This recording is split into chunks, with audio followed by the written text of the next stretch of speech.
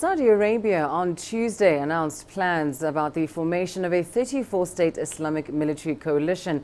This in a bid to help fight terrorism brought about by extremism in different parts of the globe.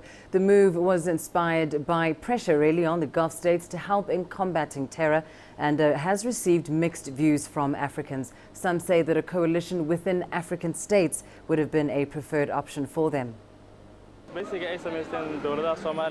I support the alliance between Somalia and other countries because in 1991, when the Somali government collapsed, the country was destroyed economically and militarily. This alliance can help us recover in both ways because these governments are well developed.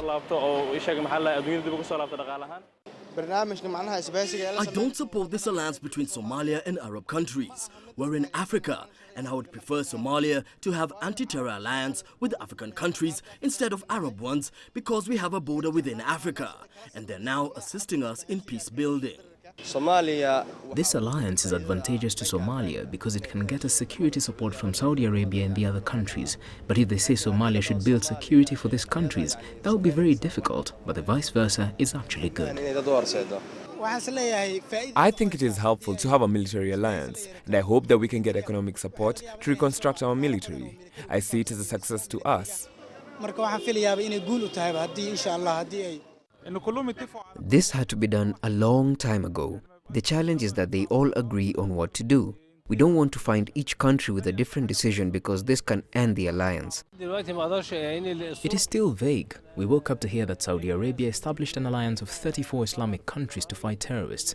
Which terrorists? Which side is the terrorist from Saudi's point of view in Yemen and in Syria and also in Libya? The whole region is boiling. Saudi Arabia is a big country which is applying its own personal agenda in Yemen and Syria. Will it pull the rest to its own benefits? Establishing a coalition of 34 Islamic countries to fight some militia group makes us look embarrassing. ISIL are only 30 to 40,000 in a few countries, and the armies of these countries should resist them. In Iraq, there's a civil war between Sunnis and Shiites, and ISIL made use of it and took over. In Syria, there's a revolution against Bashar al-Assad, and ISIL made use of it and occupied Syrian land. If the Syrians and Iraqis united and solved their internal differences, they will easily get rid of ISIL without any need of any alliances.